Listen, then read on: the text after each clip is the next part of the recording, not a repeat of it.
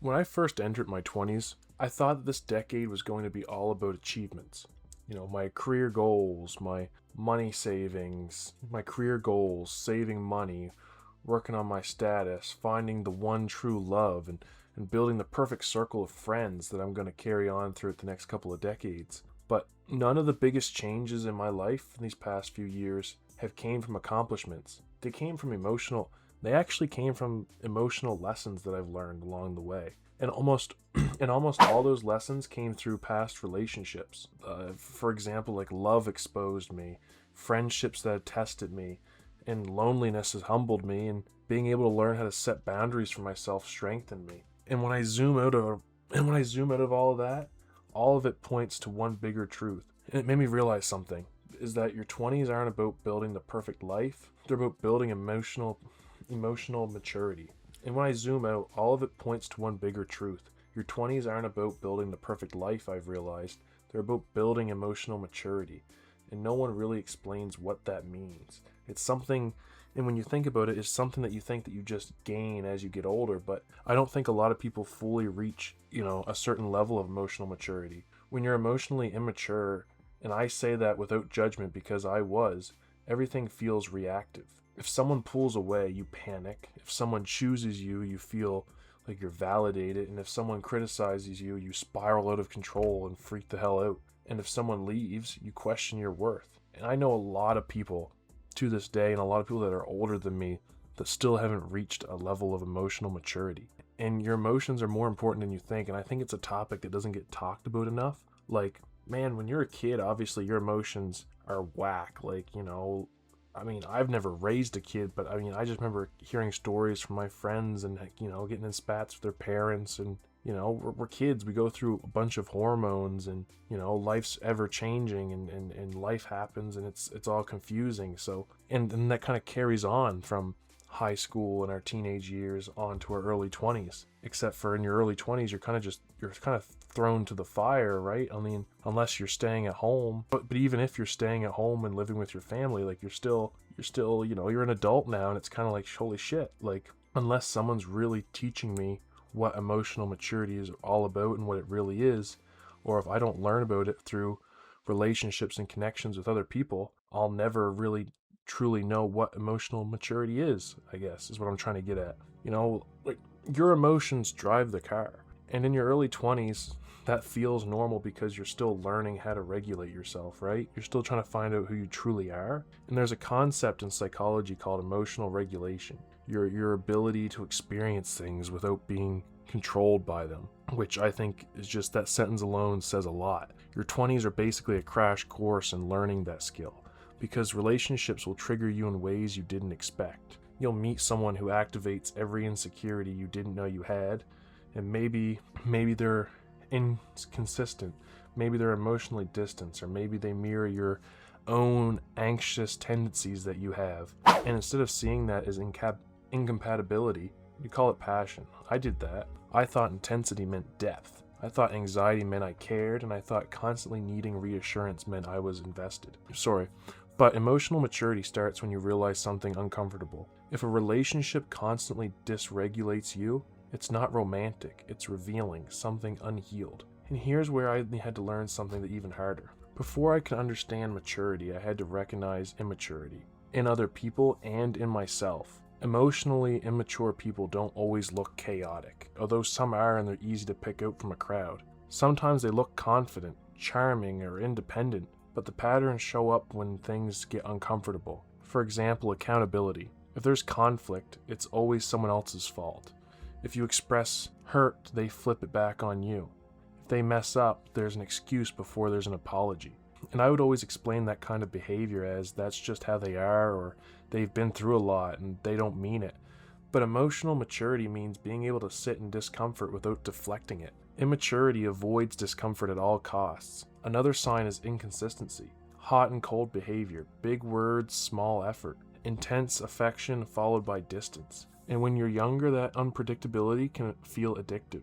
There's actually research showing that intermittent reinforcement, unpredictable rewards, increases attachment. It's the same psychological mechanism that makes gambling addictive. That's why chaotic love can feel so intense. But intensity isn't intimacy, right? Emotionally immature people also struggle with emotional regulation. If they're stressed, they withdraw instead of communicating. If they're insecure, they project onto others. If they're upset, everyone around them feels it. And I've been guilty of that too. I've shut down instead of explaining what I've felt. I've reacted defensively when I should have listened. I've avoided conversations because I didn't want to look weak. Emotional immaturity isn't an insult, it's just a stage in life. But it becomes dangerous when someone refuses to grow past it. The biggest difference I've noticed between emotional immaturity and maturity is that immature people prioritize ego. Mature people prioritize understanding. Immature reactions sound like people saying that you're overreacting, or that's just who I am, and why are you making this such a big deal? A more mature person would respond with something like, I didn't realize that hurt you. Help me understand. I need a minute, but I want to talk about this. Right? Someone who's trying to fully understand a situation instead of trying to avoid it. And when you start maturing emotionally yourself, something shifts. You stop being attracted to chaos. You stop romanticizing potential. You stop excusing patterns. And you stop trying to fix people who don't want to fix themselves. Because essentially, that's what a mature person does. They see the wrong in their ways, and they try to look for better ways to behave. They try to look for a way to fix themselves, a way to change so that they don't hurt others and they can be a better person themselves. Because growth only works when both people are willing. That realization changed how I saw love. It changed how I saw friendships too. When friendships ended in my 20s, I used to internalize it. Now I ask, was there mutual effort? But now instead I ask, was there a mutual effort? Was there emotional safety? Was there accountability on both sides? Not everyone who leaves is emotionally immature either. But if someone consistently avoids responsibility, avoids vulnerability, and avoids growth, you can't build depth there. It just ends there. It's just a dead-end road. You can't build emotional safety with someone who avoids emotional responsibility. And that's where boundaries come in. In your early 20s, boundaries feel harsh. You worry about being too much, too distant, too demanding. So instead you overextend, you over-explain things, you tolerate things that quietly drain you. I personally was confusing being understanding with having no limits. But there's a difference between empathy and self-abandonment. Emotional maturity is realizing that protecting your peace isn't selfish. It's necessary. It's understanding that you can love someone and still walk away, that you can care about a friend and still limit access, and that you can feel lonely and still choose not to settle. There's a psychological concept called differentiation, the ability to stay connected to others without losing your sense of self. That might be the real goal of your 20s.